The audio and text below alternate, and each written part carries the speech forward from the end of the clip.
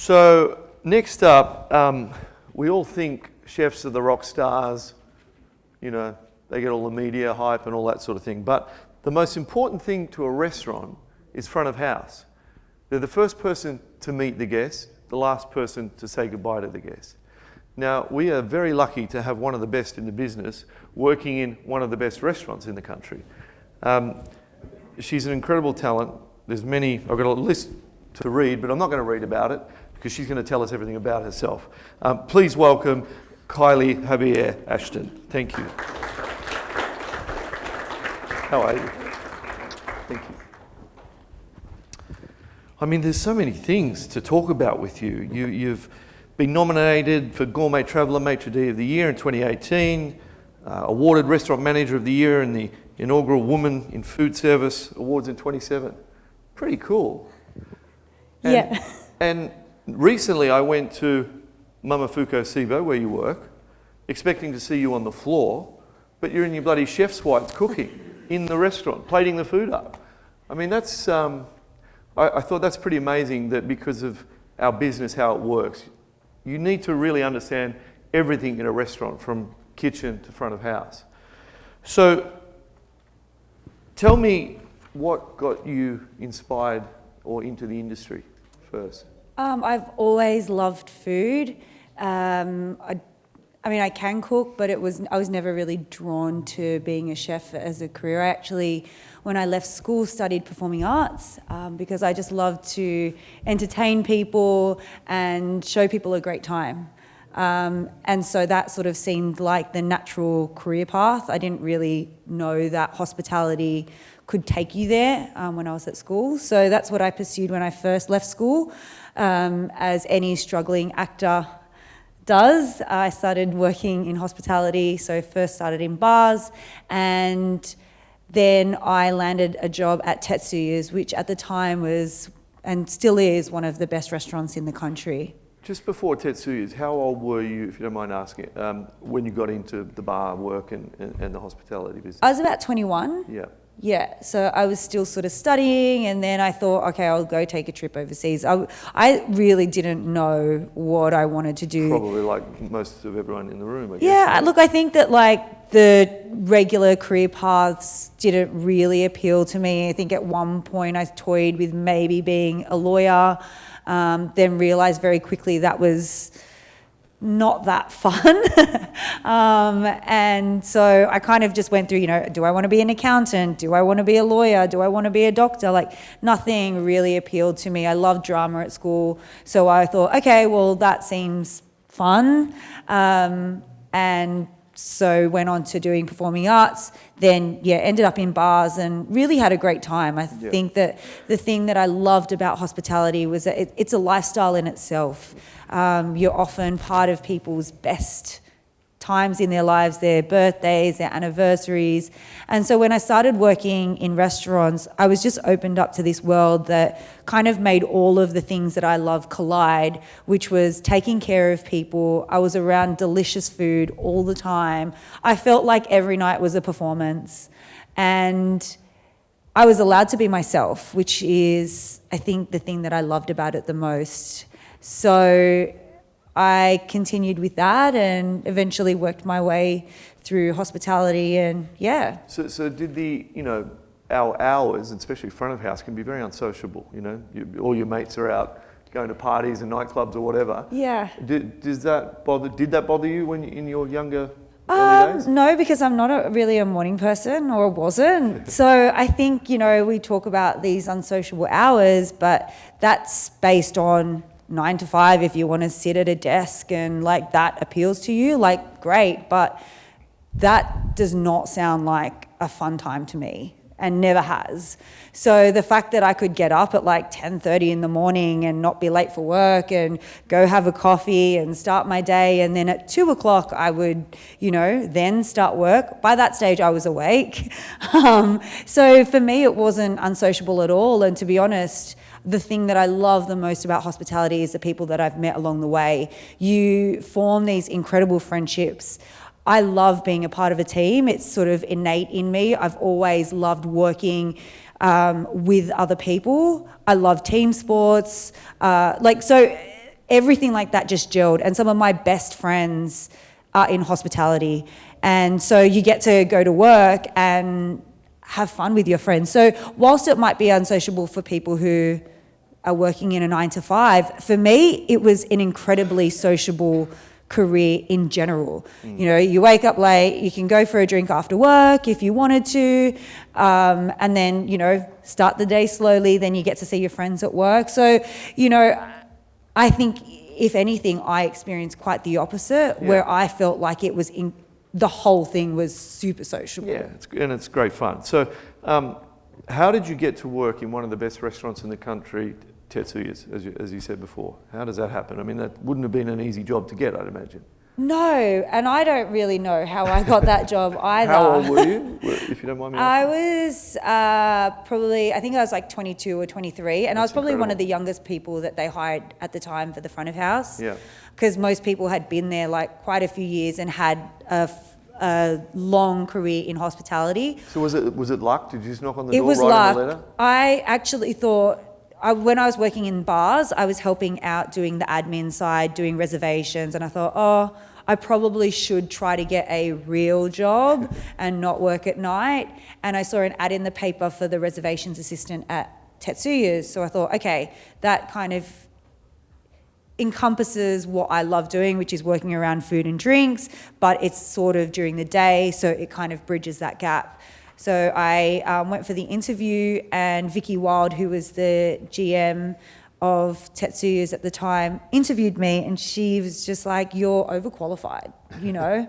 You've worked in hospitality, and she said, to be honest, the pay's not that great, but we have a job in the restaurant, and you would start at the bottom, you could be a cashier, you'd work service, but you would take home in tips more than what we could offer you in a salary as a restaurant reservations assistant. And I was like, really? So I went... Just on money, was money a driving force for you to get into the industry? No, not at all. But I also realised that it was a great way to earn a living. And I think that that's something that people don't really talk about, that they're well-paid jobs. In Australia particularly, we get paid properly. And so to work front of house, including tips, like you can earn a really decent wage. And that's what I realized at Tetsuya's. So I went for a trial and I got the job, and slowly I worked my way through all the different parts of the restaurant. So I started as a cashier.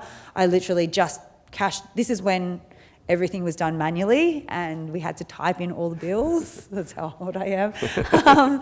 So I did that and cashed off all the bills, and then I started being a food runner. Then they taught me how to be a section waiter.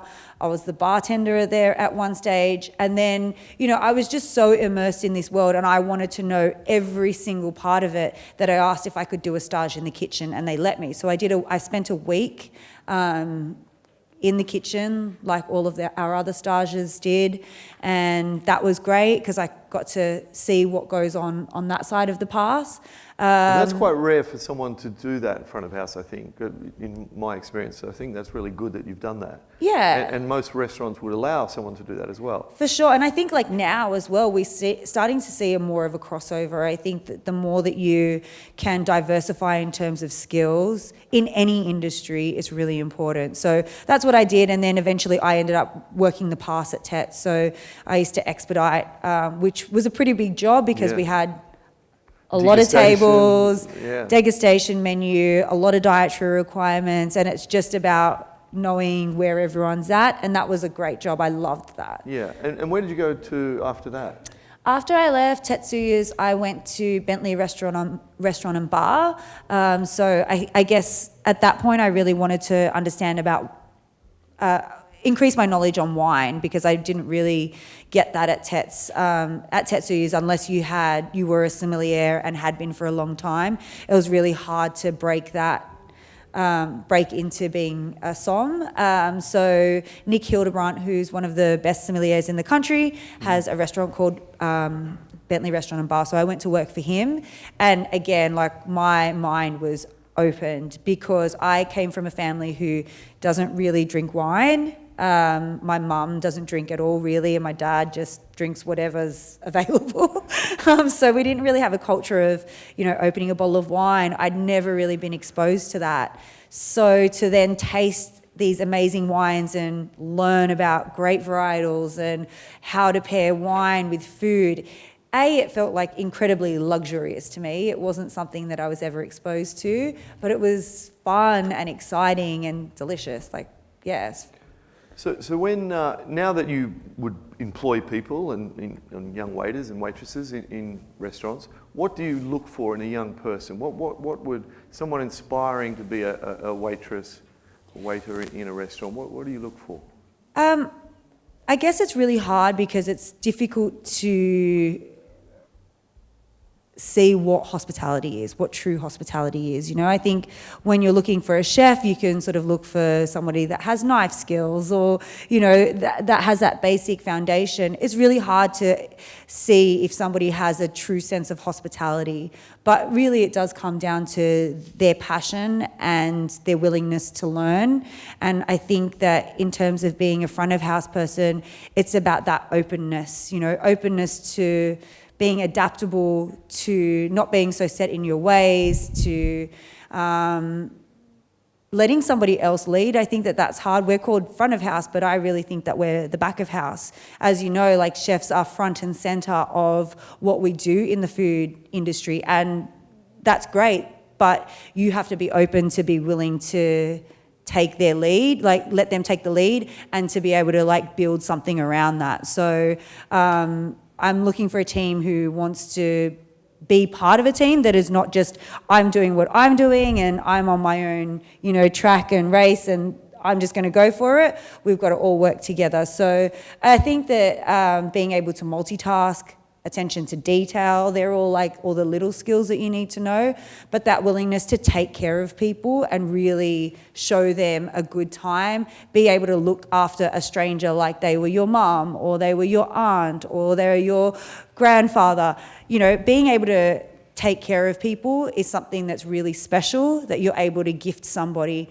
It's easy to put a plate down in front of somebody, but can you give them a piece of yourself? And that's what I love about my job too. It's incredibly rewarding in that sense. What does the word, you mentioned hospitality, what does hospitality mean to you? Package it for someone who's not sure of the whole restaurant experience. I mean, you've worked in the best, and you are the best in the business. Like I said, I think it's as simple as caring for somebody. Somebody once told me that great service is making sure your guest's water is always topped up, whereas great hospitality is making sure that you never want that person to be thirsty. So it's the intent. It's the difference between the intent. You can either go through the motions, but real hospitality, true hospitality, has to come from the heart, and it's about caring for somebody on a deeper level than just doing what's required.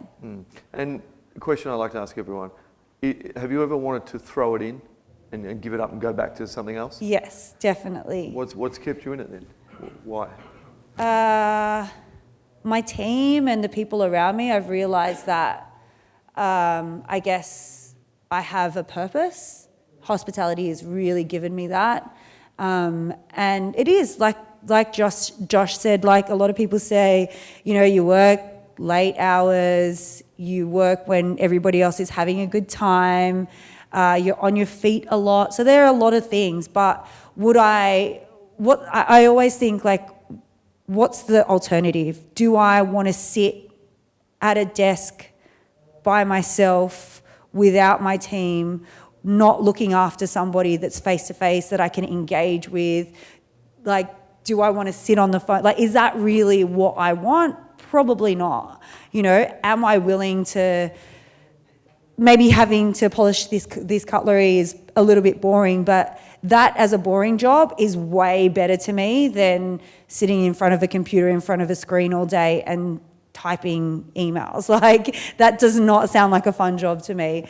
And I guess that the people and the relationships that I've built over the years has kept me going. Yeah. And I think also the future of our industry is incredibly exciting. Yeah. And the fact that front of house is is really kind of coming to the front as part of like what we do in the industry. Yeah. Again, it's kept me going. Yeah, I mean, there has been a bit of negativity in our business of late, but I think what you've done and Josh done, there's so many positive stories to it.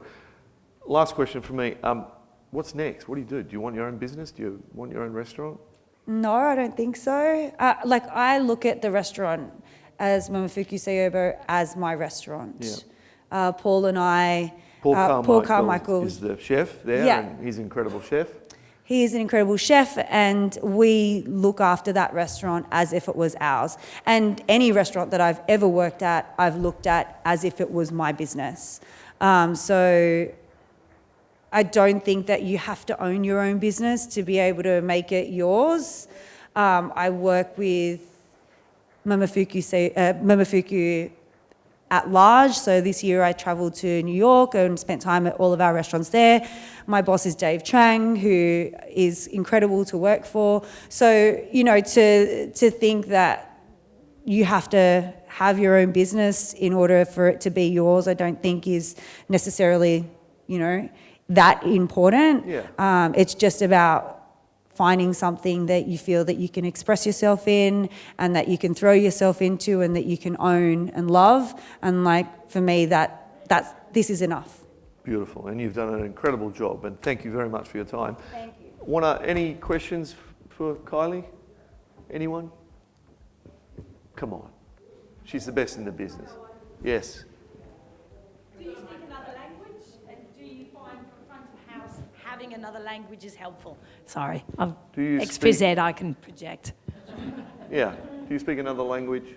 No, I don't. Actually, I can understand Tagalog, which is a Filipino language, a little bit, but definitely not enough to get me through like a service. Yes, if you're bilingual, excellent. But I mean, I think I've done okay and I haven't really had that need. But we do have a lot of staff who either can speak Mandarin or Cantonese, Italian, French. So having that as an extra skill is great. I think I've probably tried to overcompensate with that with other skills that I can do, like being able to jump in the kitchen if I need to. Incredible. Yeah, and I think with anything, it's being able to diversify and being adaptable. Wonderful. Big round of applause, and thank you very much.